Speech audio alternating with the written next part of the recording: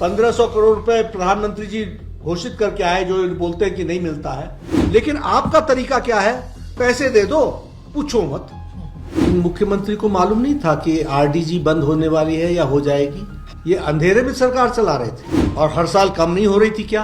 और आपको अपने फाइनेंशियल डिसिप्लिन में सुधार लाना था, वो लाने का काम आपका नहीं था क्या? कमीशन, कट मनी, आप सरकार कहां चला रहे हो? आप तो भ्रष्टाचार का माध्यम बन रहे हो। अटैची वाली सरकार है। लेकिन इनको आप ये पूछो, भाई बुद्धि कहां चली गई थी? मालूम नहीं था क्या? तुम कैपिटल एसेट क्रिएट नहीं कर रहे हो। जो हम पैसा दे रहे हैं वो आप लगा नहीं पा रहे हो। 8-8 महीने और लग जाते हैं टेंडर निकालने में, और टेंडर निकल करके फिर उसको रीटेंडर करते हो क्योंकि तुम्हारा ठेकेदार नहीं आता। ये कैसी सरकार चल रही है जहां अधिकारी एक दूसरे पर भ्रष्टाचार का आरोप लगाते हैं और एक एक्शन नहीं होता? 1500 करोड़ रुपए में इनको जो डिजास्टर में और डिस्ट्रक्शन में जो डिटेल्स देनी थी वो डिटेल्स नहीं दी गई। ये चाहते ये हैं कि तुम हमको पैसा दे दो फिर भूल जाओ। अब 1500 करोड़ रुपए में 1500 करोड़ रुपीस में आपने क्या क्या करना है ये तो आपको बताना पड़ेगा ना। बल ड्रग पार्क हिमाचल से कहीं जाने वाला नहीं है। हम किसी स्टेट को देने वाले नहीं है। हम चाहते हैं कि आपके पास रहे, लेकिन ऐसा मुख्यमंत्री रहे जो लगाए। भाई अब मैंने 25-26 से 1 साल बढ़ा दी स्कीम। मैं कितना बढ़ाता चला जाऊंगा? देखिए, यहां काम छोड़ करके बाकी सब कुछ होता है। सिरमौर का मेडिकल कॉलेज, चंबा का मेडिकल कॉलेज, ये अभी भी कंप्लीट नहीं हुए, जो मैंने 2014 में दिए थे।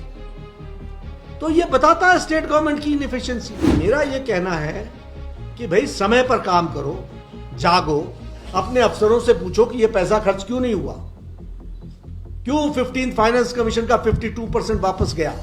वैसे तो मुख्यमंत्री खुद भी एडिशनल चार्ज पर ही है, सरकार तो दिल्ली चला रही है। कैबिनेट में मिनिस्टर झगड़ा कर रहे हैं, सीनियर ऑफिसर्स एक दूसरे पर आरोपित कर रहे हैं। यहां तो नो मैनेजमेंट, गवर्नेंस नाम की चीज मुझे देखने को मिल ही नहीं रही है। और हिमाचल की जनता त्रस्त है। हिमाचल सरकार को किसी भी तरीके की कमी हम अपनी तरफ से नहीं आने देंगे, लेकिन ये खर्च करने वाले तो बने, ये खर्च तो करें। इनसे खर्च ही नहीं हो रहा है, यूटिलाइजेशन सर्टिफिकेट्स ही नहीं दे पा रहे। 88% का पैसा आप सैलरीज, पेंशन्स और कमिटेड लाइबिलिटीज में आप खर्च कर रहे हैं। मैं हिमाचली हूं, लेकिन मैं दिल्ली में काम कर रहा हूं, वहीं करूंगा। पैकेज नाम की कोई चीज नहीं होती, हैंड होल्डिंग होती है। हम आपका हैंड होल्डिंग करते हैं। ठीक है, आप फाइनेंशियल प्रॉब्लम में आ गए, हम आपको ये ग्रांट देते हैं, आपको ये डिसिप्लिन लाना पड़ेगा। तो इस तरीके से स्कीम्स डेवलप होती है। आपको हम इंफ्रास्ट्रक्चर में इतना पैसा देते हैं, आपको इस मोड में इसको खर्च करना पड़ेगा। तो इस तरीके से हैंड होल्डिंग होती है। उस हैंड होल्डिंग के लिए finance department, government of India, Modi ji के नेतृत्व में सदा तैयार है। लेकिन आपका तरीका क्या है? पैसे दे दो, पूछो मत। पैसे दे दो, पूछो मत। ऐसे तो कैसे चलेगा? तो हम तैयार हैं, हम हैंड होल्डिंग के लिए तैयार हैं, लेकिन आपको पैकेज के नाम पर हम दे दें और फिर तुम उड़ाओ मस्ती और फिर आ जाओ कि हमारे को फिर से चाहिए, तो ये नहीं चलेगा। मैं हिमाचली हूं, लेकिन मैं दिल्ली में काम कर रहा हूं, वहीं करूंगा। सबसे पहली बात, आपने जो आरडीजी की कही कि हिमाचल के एमपीज नहीं बोल रहे वगैरह वगैरह, मैं जानना चाहता हूं, इन मुख्यमंत्री को मालूम नहीं था कि आरडीजी बंद होने वाली है या हो जाएगी? मालूम नहीं था क्या? ये अंधेरे में सरकार चला रहे थे। कोई एकाएक बंद हुआ है क्या? क्या जयराम ठाकुर जी को नहीं मालूम था क्या कि आने वाले समय में RDG is going to stop? क्या ये फाइनेंस कमीशन की रिकमेंडेशन स्पष्ट रूप में आ नहीं गई थी क्या? हर साल कम हो रही थी और हर साल कम नहीं हो रही थी क्या? और आपको अपने फाइनेंशियल डिसिप्लिन में सुधार लाना था, वो लाने का काम आपका नहीं था क्या? ये तो ऐसा हुआ कि हमने आपको कहा कि आपको हम 3 महीने बाद आपकी सैलरी बंद कर देंगे। तो आप तीसरे महीने बोलते हो मेरी बंद हो गई, मैंने तो 3 महीने पहले बोल दिया था। 17 राज्यों में हुआ है ये, उसमें भाजपा शासित राज्य भी आते हैं, मेजॉरिटी है। क्या कौन से आप आर्ग्यूमेंट लेकर के आते हो? मतलब आप नहीं, मुख्यमंत्री नहीं। आप सोचो कहीं मैं आपकी बुद्धिमत्ता पर प्रश्न खड़ा कर रहा हूं, तो ऐसा मैं हिमाकत नहीं कर सकता। लेकिन इनको आप ये पूछो, भाई बुद्धि कहां चली गई थी? मालूम नहीं था क्या? आफ्टर ऑल फाइनेंशियल डिसिप्लिन नाम की कोई चीज होती है। तुम कैपिटल एसेट क्रिएट नहीं कर रहे हो, जो हम पैसा दे रहे हैं वो आप लगा नहीं पा रहे हो। अभी मैं आपको बताता हूं, आप 5 साल बाद पूछूंगा आपसे, ये जायका का पैसा हम जितना दे करके जा रहे हैं, ये कितना धरती पर लगता है, मैं देखूंगा। कोई मॉनिटरिंग नहीं है यहां, कोई पूछता नहीं है, कोई वर्क कल्चर नहीं है। 8-8 महीने और लग जाते हैं टेंडर निकालने में, और टेंडर निकल करके फिर उसको रीटेंडर करते हो क्योंकि तुम्हारा ठेकेदार नहीं आता। कमीशन, कट मनी, आप सरकार कहां चला रहे हो? आप तो भ्रष्टाचार का माध्यम बन रहे हो। तभी अफसर की हिम्मत होती है ना कि वो एक दूसरे पर आरोप लगाए। अटैची वाली सरकार है, नहीं दिखती है जिसकी मैं सराहना करूं। कोई स्कीम नहीं है। आप ही बता दीजिए कोई स्कीम इनकी हो तो मैं उस पर टिप्पणी करूं। कोई स्कीम ही नहीं है इनकी। सर आपने कहा इनकी स्कीम है कट मनी, कमीशन, यही इनका मिशन, ये इनकी स्कीम है। ये कैसी सरकार चल रही है जहां अधिकारी एक दूसरे पर भ्रष्टाचार का आरोप लगाते हैं और एक एक्शन नहीं होता?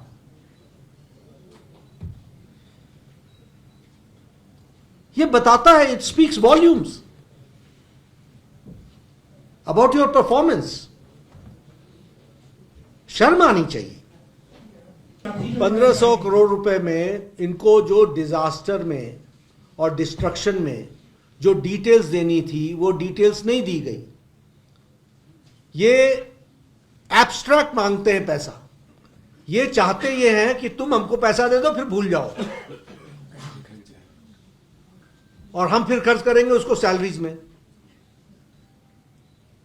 तो हमने इनसे कहा कि भाई आपको आपके डैमेज कहां कहां है, उस डैमेज के लिए कितना पैसा दिया। और देखिए जो 2300 करोड़ रुपए हमने दिया था 2024-25 में, उसकी यूटिलाइजेशन सर्टिफिकेट क्यों नहीं आ रही है? तो ये जो इनका तरीका है कि आप और क्वेरी हम क्या मांगते हैं? क्वेरी हम मांगते हैं कि भाई इतना खर्च होगा क्या? खर्च इतना होना है, हम आप 10 चीजें और मांग लो ना। 1500 रुपए तो 1500 करोड़ रुपए तो हमने आपको दे दिया। अब 1500 करोड़ रुपए में 1500 करोड़ रुपीस में आपने क्या क्या करना है ये तो आपको बताना पड़ेगा ना। और वो कितना प्रैग्मेटिक है ये तो हम जरूर देखेंगे। और हिमाचल का जो रिकॉर्ड है वो ओबीडियंस का नहीं है। हिमाचल का रिकॉर्ड है यूटिलाइजेशन सर्टिफिकेट टाइमली भेजते नहीं है। जब भेजते हैं तो वो उसका कोई मतलब नहीं रहता, तब तक प्रोजेक्ट समाप्त हो जाता है। तो ये पहला क्वेरी है। दूसरा जो आपने दूसरा प्रश्न क्या था? बल्क ड्रग पार्क हिमाचल से कहीं जाने वाला नहीं है। हम किसी स्टेट को देने वाले नहीं है। हम चाहते हैं कि आपके पास रहे, लेकिन ऐसा मुख्यमंत्री रहे जो लगाए भाई, वापस भेज देने वाला ना रहे। ये लगाओ ना धरती पर। अब मैंने 25-26 से 1 साल बढ़ा दी स्कीम। मैं कितना बढ़ाता चला जाऊंगा? कंप्लीट तो करो। 1000 करोड़ रुपए खर्च करना है। देखिए यहां काम छोड़ करके बाकी सब कुछ होता है। कैसे मैं 3 साल के अंदर कोरोना में भी मैं 3 साल में all India institute of medical sciences Bilaspur बना करके देता हूं, और कैसे आपके नाहन का मेडिकल कॉलेज, सिरमौर का मेडिकल कॉलेज, चंबा का मेडिकल कॉलेज, ये अभी भी कंप्लीट नहीं हुए जो मैंने 2014 में दिए थे। तो ये बताता है स्टेट गवर्नमेंट की inefficiency. This speaks volume about state governments inefficiency. और ये जो जायका में हम पैसा दे रहे हैं ना, हम एडिशनल नहीं दे रहे हैं। जो 294 में बनना, 290 करोड़ में बनना था, वो इन्फ्लेशन हो गया, उसकी भरपाई कर रहे हैं। कोई नया तीर नहीं मार रहे हैं। तो मेरा यह कहना है कि भाई समय पर काम करो, जागो। दिल्ली को बोलने के बजाय अपने अफसरों से पूछो कि यह पैसा खर्च क्यों नहीं हुआ, क्यों 15th फाइनेंस कमीशन का 52% वापस गया, वाई, हु इज आंसरेबल? आपने किसी को इसके लिए रिस्पॉन्सिबल ठहराया है? एडहॉक सरकार जो चल रही है, यहां एडिशनल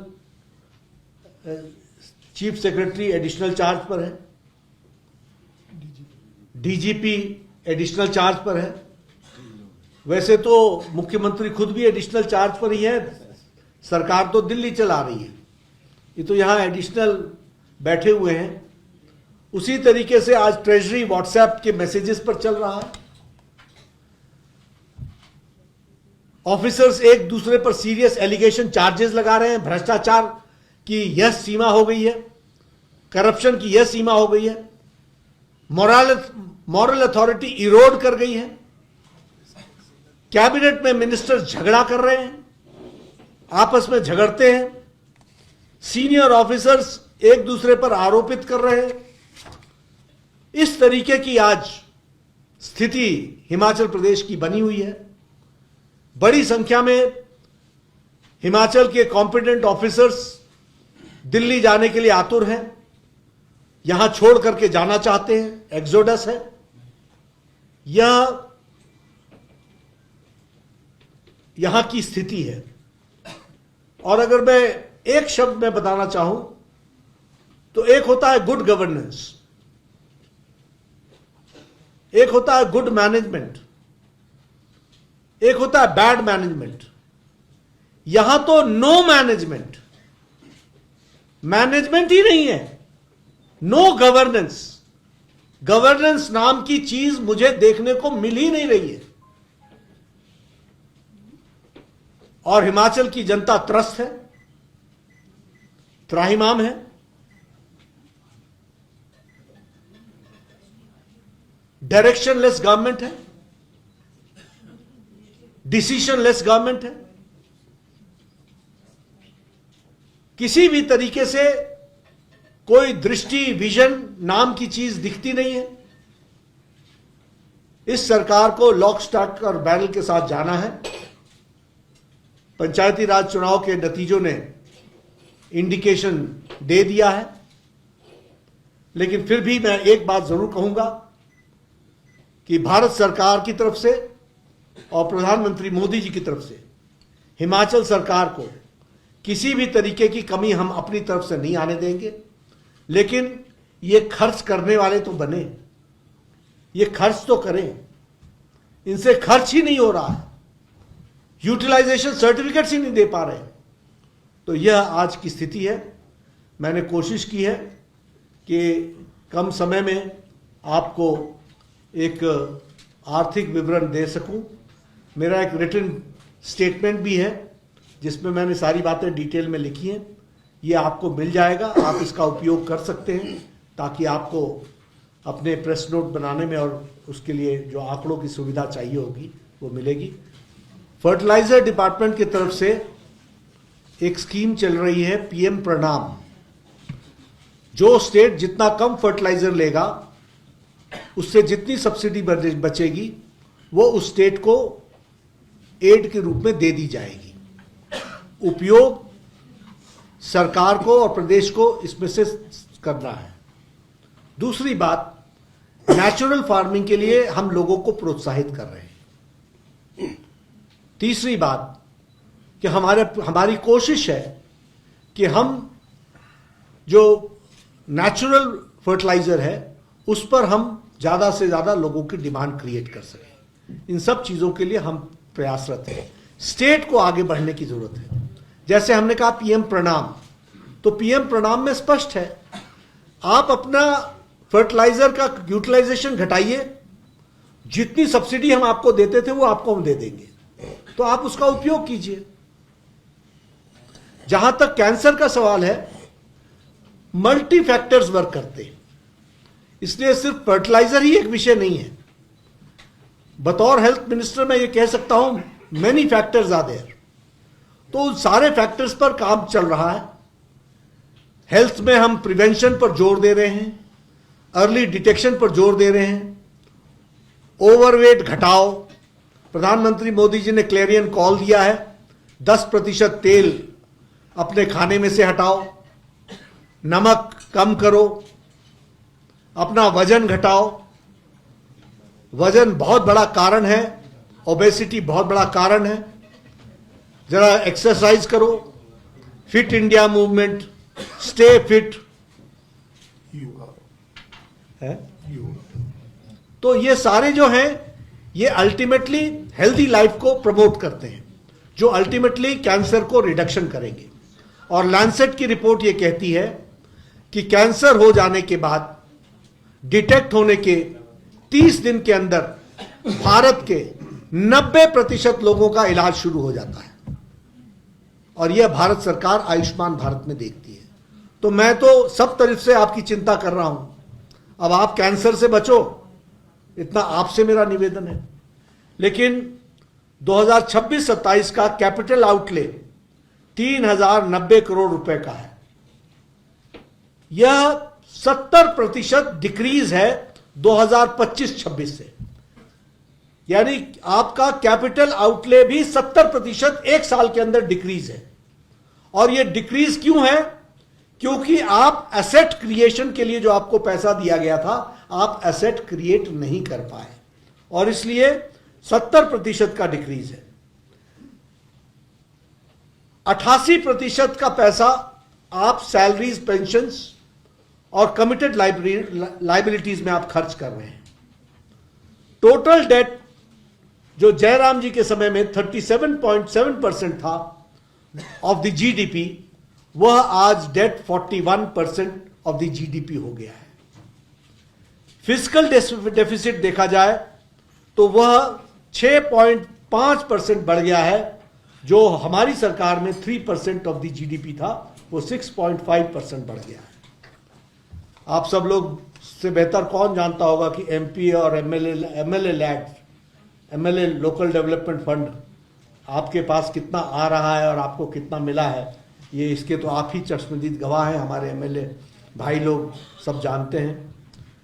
लेकिन दूसरी ओर ग्रांट्स जो हैं भारत सरकार की ओर से 9.47 लाख करोड़ रुपीस अर्बन और रूरल बॉडीज को और डिजास्टर मैनेजमेंट के लिए दिया गया है। उसी तरीके से 11,871 करोड़ हिमाचल को central assistance state capital investment के लिए दिया गया है। इसलिए मोदी जी ने कभी भी किसी भी तरीके की कोई भी कमी नहीं छोड़ी है भारत सरकार की तरफ से हिमाचल सरकार को समर्थन देने में। मैंने आपको प्रोजेक्ट वाइज बता दिया कि इनका यूटिलाइजेशन सर्टिफिकेट क्या है और यूटिलाइजेशन क्या दे रहे हैं। और मैं आपको यह भी बता दूं कि डिजास्टर मैनेजमेंट और डिजास्टर के रिकंस्ट्रक्शन का यूटिलाइजेशन सर्टिफिकेट अभी तक नहीं भेजा है। उसी तरीके से ये जो 1500 करोड़ रुपए प्रधानमंत्री जी घोषित करके आए, जो बोलते हैं कि नहीं मिलता है, इनसे जो क्वेरी की गई, क्योंकि ये जब इनको बंदूक चाहिए, जब इनको रिवॉल्वर चाहिए होता है तो बंदूक का लाइसेंस मांगते हैं। ये इन्फ्लेटेड प्रोपोजिशंस भेजते हैं, जब क्वेरी लगती है तो उसका जवाब नहीं देते हैं। और उसके बावजूद भी सारी चीजें भारत सरकार की तरफ से तत्परता के साथ पाइपलाइन में डली हुई है। हम कभी भी हिमाचल को पैसा देने में कभी भी कोई गुरेज नहीं किया है, लेकिन जो दिया है वो इनसे खर्च नहीं हो रहा है, ये मैंने आपके सामने बताने का प्रयास किया है। हमीरपुर के मेडिकल कॉलेज को आप स्ट्रेंथन कर रहे हो, नाहन के मेडिकल कॉलेज को स्ट्रेंथन कर रहे हो, मंडी नेरचौक के मेडिकल कॉलेज को स्ट्रेंथन कर रहे हो, टांडा के मेडिकल कॉलेज को स्ट्रेंथन कर रहे हो, चंबा के मेडिकल कॉलेज को स्ट्रेंथन कर रहे हो, और आईजीएमसी को आप स्ट्रेंथन कर रहे हो। ये मैं इसलिए आपको बता रहा हूं कि ये जो तस्वीरें बदल रही हैं, ये बदलना भारत सरकार आदरणीय मोदी जी के आशीर्वाद से हो रहा है, ये ध्यान में रखना चाहिए। और 22 मई को ये मुझसे मिले और 30 जून को इनको जायका का प्रोजेक्ट क्लियर करके दिया गया है, ये हमको ध्यान में रखना चाहिए। उसी तरीके से 3 टेस्ला एमआरआई मशीन्स दे रहे हैं, हाई एनर्जी लिनैक मशीन मंडी और चंबा में दे रहे हैं, कैंसर हॉस्पिटल हमीरपुर में एस्टैब्लिश कर रहे हैं। अब मैं आपको बताना चाहता हूं कि ये जो वो रोना रोते हैं कि हमें पैसे नहीं मिल रहे, हमें पैसे नहीं मिल रहे, मैं इनकी तस्वीर आपको बताना चाहता हूं। 2021-22 में प्रधानमंत्री Ayushman Bharat health infrastructure mission PM अभीम में इनको हमने 360 करोड़ रुपए दिए हेल्थ के लिए, सिर्फ हेल्थ के लिए। 15 क्रिटिकल ब्लॉक बनने थे, 15 क्रिटिकल ब्लॉक। 2025-26 आ गया, पीएम अभीम क्लोज डाउन हो रहा है, अब बंद होगा, यह स्कीम समाप्त हो रही है। एक भी critical care unit Himachal Pradesh में नहीं बना है। यह है इनके कारनामे। 12 इंटीग्रेटेड पब्लिक हेल्थ लैब्स इनको बनाने के लिए हमने इनको पैसा दिया, अभी तक एक भी लैब बन करके तैयार नहीं हुई है, स्कीम समाप्त होने वाली है। उसी तरीके से 73 प्राइमरी हेल्थ यूनिट्स के ब्लॉक्स बनने थे, 73 अभी तक एक भी ऑपरेशनल नहीं हुआ है। स्कीम 25-26 में समाप्त होने जा रही है। यह है लाल के हाल पालने में नजर आते हैं, यह है इनके कारनामे। 5 साल की स्कीम थी, इनको हमने इसके तहत हेल्थ में ही हमने 360 करोड़ रुपए दिए थे, यह खर्च ही नहीं कर पाया, अब यह पैसा वापस जाएगा। उसी तरीके से 15वें फाइनेंस कमीशन में, 15th फाइनेंस कमीशन में सिर्फ हेल्थ में हमने इनको 521 करोड़ रुपए अप्रूव करके दिए, 521 करोड़। सिर्फ 52% ये खर्च कर पाए। 15 फाइनेंस कमीशन समाप्त हो चुका है, 16 फाइनेंस कमीशन शुरू हो गया है, पैसा लैप्स कर चुका है। सीएजी की रिपोर्ट में लगभग इन्होंने 1 लाख करोड़ रुपए का डेट डेवलप कर लिया है। मैं pharma drug, bulk drug park की बात करना चाहूंगा। जयराम जी मुख्यमंत्री थे, इन्होंने मुझसे बहुत आग्रह किया था। मैं उस समय भारत का स्वास्थ्य मंत्री था और मैंने bulk drug park Himachal Pradesh को दिया था और प्रधानमंत्री मोदी जी के आशीर्वाद से हमको मिला था। यह इसमें 1000 करोड़ रुपए ग्रांट है जो भारत सरकार ने ग्रांट दिया है। 225 करोड़ रुपए हम दे चुके हैं, अभी सिर्फ 102 करोड़ रुपए खर्च हुआ है। यह स्कीम 2025 में इनको एनवायरमेंटल क्लियरेंस के साथ ये शुरू हुई है। 2021-22 में मैंने स्कीम दी, 2025 में ये काम शुरू करते हैं और अभी सिर्फ 102 करोड़ रुपए खर्च कर पाए हैं। लगभग 1,500 करोड़ रुपए खर्च होने हैं। तो ये इनका रिकॉर्ड है। इनको हमने मेडिकल डिवाइस पार्क दिया, उस समय भी मैं स्वास्थ्य मंत्री था। फार्मास्यूटिकल्स की तरफ से मेडिकल डिवाइस पार्क दिया गया, जयराम जी ने बहुत आग्रह किया था और उस समय भी इनको हमने 100 करोड़ रुपीस का आउटले दिया था। 10 फरवरी 2022 को यह स्कीम अप्रूव हुई थी और इन्होंने 2024 में, 2025 में स्कीम समाप्त होनी थी, तो इन्होंने 2024 में यह स्कीम लौटा दी। आप देखिए, ऐसे भी हमारे सपूत हैं, ऐसे भी हमारे मुख्यमंत्री हैं जो स्कीम को लौटा देते हैं। उपयोग तो क्या करना, खर्च तो क्या करना, जो चीज भारत सरकार, गुजरात में जाकर के मेडिकल डिवाइस पार्क देखिए, वो एक इंटरनेशनल डेस्टिनेशन बन गया है। इसी तरीके से अन्य जगह स्टेट्स में काम चल रहा है, लेकिन हमारे यहां उसको वापस करने का काम भारत सरकार ने किया है। हाइडल प्रोजेक्ट की दृष्टि से अगर हम जाने, आप सब पत्रकार रेणुका डैम के बारे में लंबे समय से लिखते रहे। रेणुका डैम को नेशनल इंपॉर्टेंस का प्रोजेक्ट डिक्लेयर कर दिया गया है और 7,000 करोड़ रुपए उसके लिए सैंक्शन हो चुके हैं। हमारे लूरी स्टेज 1 हाइड्रो प्रोजेक्ट के लिए 1,800 करोड़ रुपए सैंक्शन हो चुके हैं और काम चल रहा है। Indian institute of management Sirmaur operational हो रहा है, 531 करोड़ रुपीस उसमें भी खर्च हुए हैं। Indian institute of information and technology Una, इसको 13 अक्टूबर 2022 को डेडिकेट कर दिया गया है। स्मार्ट सिटीज में शिमला और धर्मशाला जहां इंक्लूड हुए हैं, वहीं 1,188 करोड़ रुपए इस पर खर्च हुए हैं। उसी तरीके से रेलवेज में इसी साल हिमाचल के लिए 2,911 करोड़ रुपए खर्च हो रहे हैं, 2,911 करोड़ रुपीस। 4 प्रोजेक्ट्स पर काम चल रहा है। 255 किलोमीटर की रेल लाइन में 13,168 करोड़ रुपए खर्च हो रहे हैं। अमृत भारत के स्टेशन 4 स्टेशन को वर्ल्ड क्लास स्टेशंस बनाया जा रहा है, जिसमें अंब अंदौरा आता है, बैजनाथ पपरोला आता है, पालमपुर आता है, शिमला आता है। ये सब वर्ल्ड क्लास रेलवे स्टेशंस बनाए जा रहे हैं।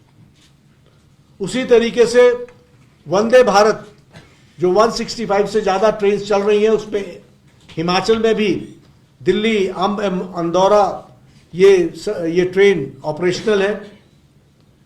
इलेक्ट्रिसिटी में सूर्य घर योजना में बहुत बड़ा काम हुआ है। बहुत छोटी अवधि में 10,339 घरों के रूफटॉप्स पर सोलर पैनल्स लग चुके हैं। सब्सिडी 73 लाख की सब्सिडी दी जा चुकी है। हेल्थ केयर पर मैं विशेष करके आना चाहूंगा। हेल्थ केयर में एम्स बिलासपुर 1,400 करोड़ रुपए की लागत से तैयार है, ऑपरेशनल है। 2,000 करोड़ रुपए प्रति वर्ष उस पर खर्च हो रहे हैं। रेकरिंग कॉस्ट उसका 2,000 करोड़ रुपए है प्रति साल का। 547 नए मेडिकल कॉलेजेस बने हैं। कुल मिलाकर के देश में 820 मेडिकल कॉलेजेस बने हैं। चंबा, नाहन और हमीरपुर को 547 करोड़ रुपीस देकर के इन हॉस्पिटल्स को, इन मेडिकल कॉलेजेस को भी चलाया गया है। पीजीआई का सैटेलाइट सेंटर पर काम तीव्र गति से चल रहा है। 400 करोड़ रुपए से ज्यादा खर्च हो चुके हैं। सुपर स्पेशलिटी ब्लॉक जो चमियाना में बना है, वह भी 200 करोड़ रुपए की लागत से बना है। यह दीगर बात है कि मैंने 2012 में शिलान्यास किया था और बनाने में आपने 2026 लगा दिए। अभी तक तो मैं 2 और सुपर स्पेशलिटी ब्लॉक दे चुका होता अगर आप समय पर काम कर रहे होते। आप मतलब हिमाचल की सरकार। एक्सटर्नली एडेड प्रोजेक्ट के बारे में मैं चर्चा करना चाहूंगा। ये बार बार चर्चा करते हैं कि हमको जायका मिला और जापान को धन्यवाद देते हैं।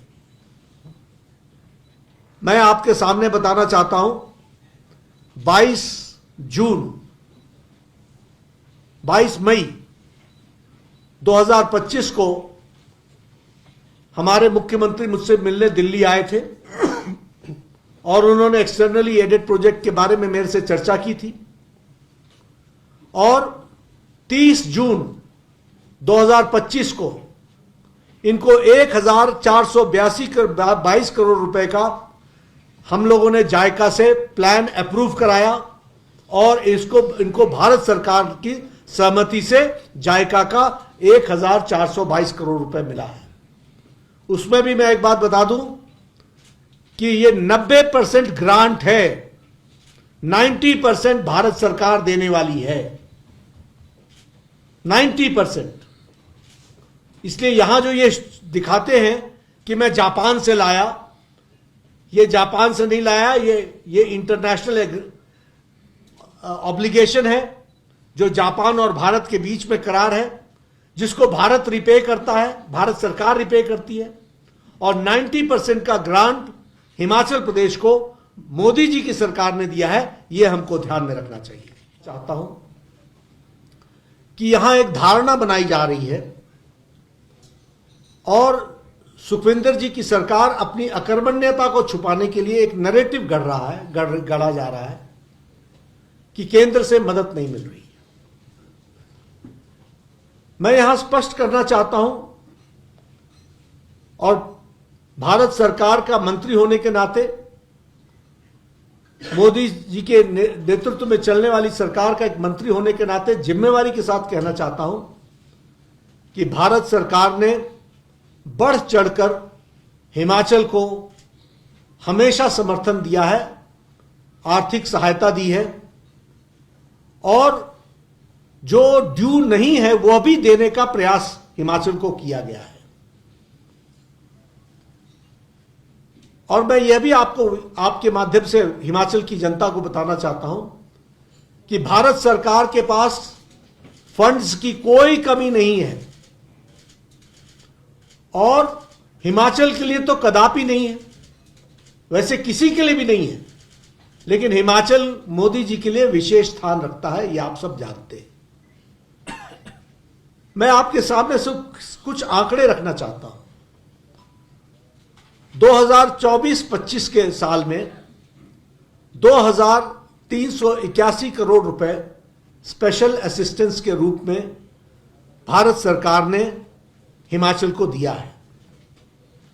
उसी तरीके से 2024-25 में ही एनडीआरएफ से पोस्ट डिजास्टर रिकवरी के लिए और रिकंस्ट्रक्शन के लिए 2006 करोड़ रुपए अलग से दिए गए हैं और एक्सटर्नली एडेड प्रोजेक्ट में 2150 करोड़ रिकंस्ट्रक्शन के लिए दिया गया है, रिकंस्ट्रक्शन के लिए दिया गया है।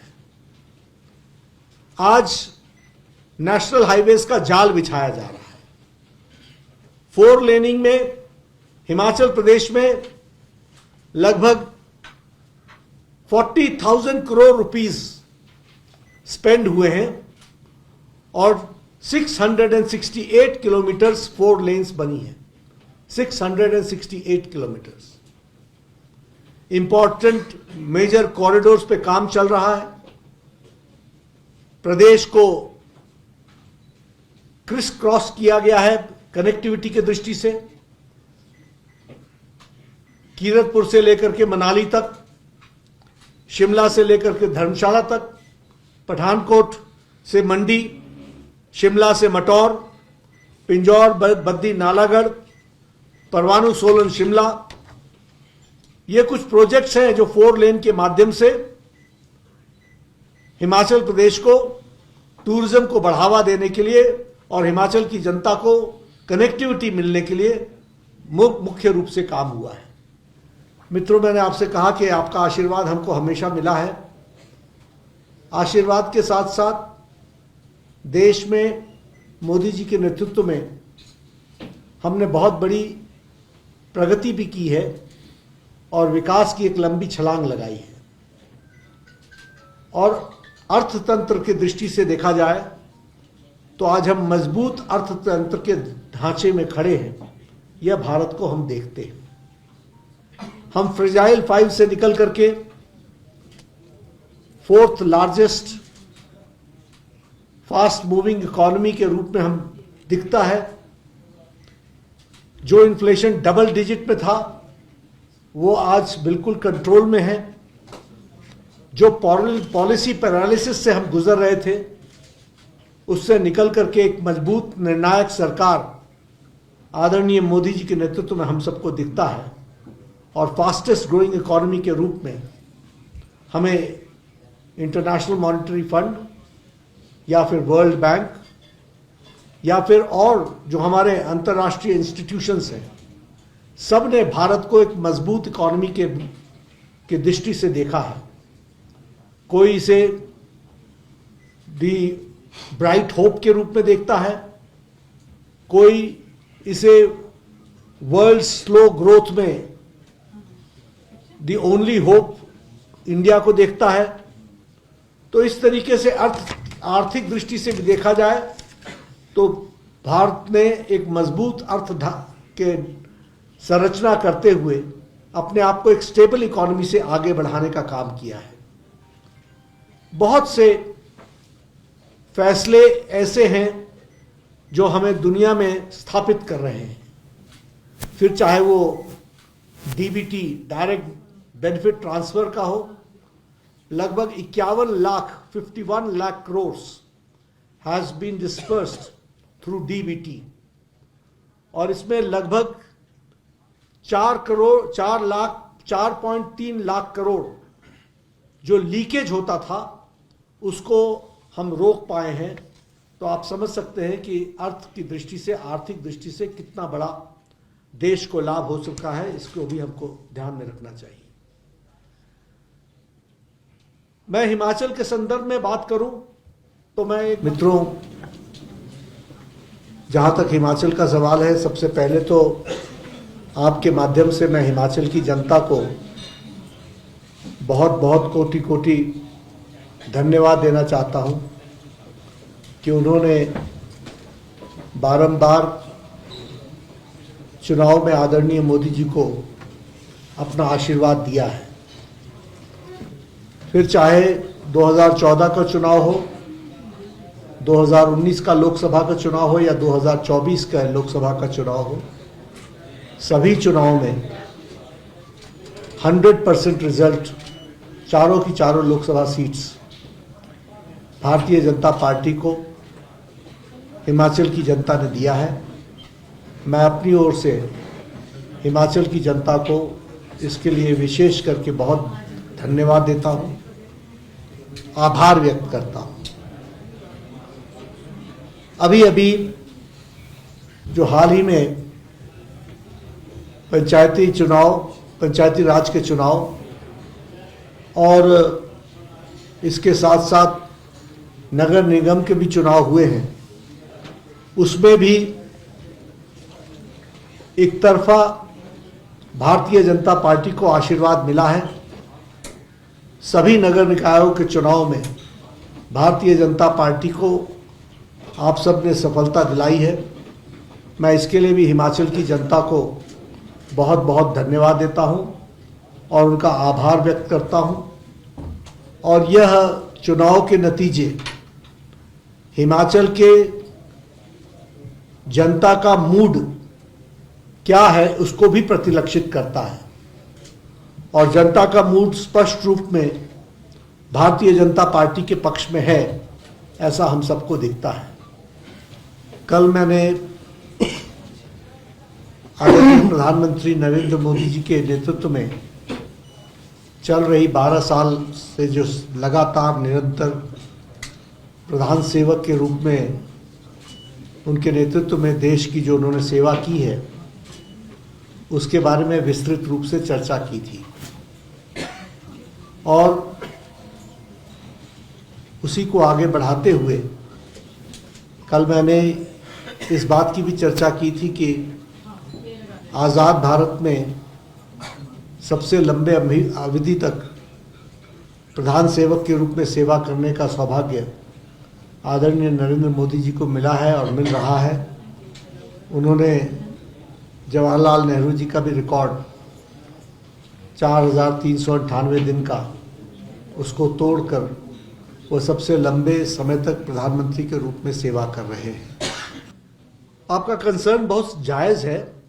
मैं ऑथेंटिकेट तो नहीं कर सकता हूं क्योंकि मैं अपडेटेड नहीं हूं, लेकिन पिछले डिजास्टर के बाद इस पर कुछ स्टडी होने के लिए गवर्नमेंट ऑफ इंडिया ने कुछ लोगों को लगाया है। वो रिपोर्ट आई है कि नहीं आई है, and not only for Himachal, for Uttarakhand also, दोनों के लिए सम इन्वेस्टिगेशन नहीं कहेंगे, सम स्टडी एनालिसिस ये तो किया जा रहा है। अब उसका अपडेट पोजीशन मैं नहीं दे सकूंगा।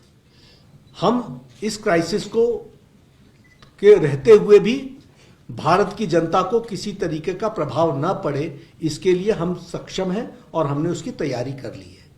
और इसलिए किसी भी तरीके का इम्पैक्ट फार्मेसी पर, फार्मास्यूटिकल ड्रग्स पर, इसके साथ साथ डिवाइसेस पर, सब पर हम लोगों ने उसका ध्यान रखा हुआ है। फर्टिलाइजर्स में हम माकूल हैं। नॉन स्ट्रेट ऑफ हॉर्मूज से बाहर निकल करके जितने भी देश हैं उनसे हम फर्टिलाइजर्स की तरफ बढ़ चले हैं।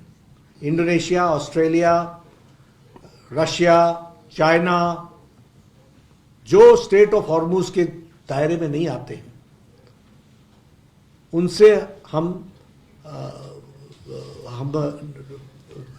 फ्रेश टेंडर्स कर रहे हैं, मतलब फ्रेश उनके साथ कर रहे हैं। और हमारे पास खारिफ सीजन के लिए बिल्कुल माकूल फर्टिलाइजर है और हम आगे रबी की तैयारी कर रहे हैं।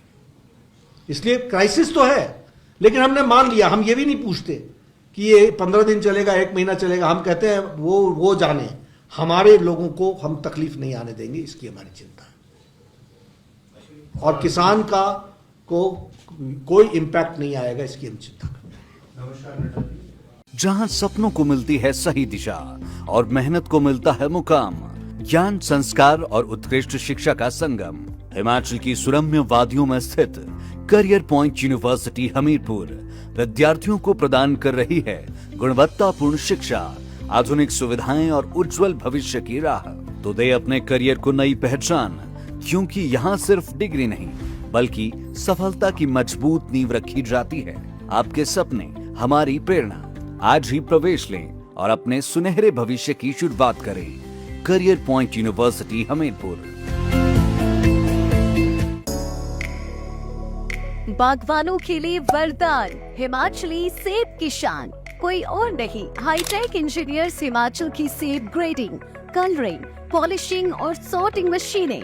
30 सालों का अनुभव और बागवानों का सच्चा भरोसा। केवल बनी बनाई मशीनें ही नहीं, आपकी जरूरत के अनुसार बनती है मशीनें और होता है कमाल, विद 0 मेंटेनेंस कॉस्ट। अधिक जानकारी के लिए दिए गए नंबरों पर संपर्क करें।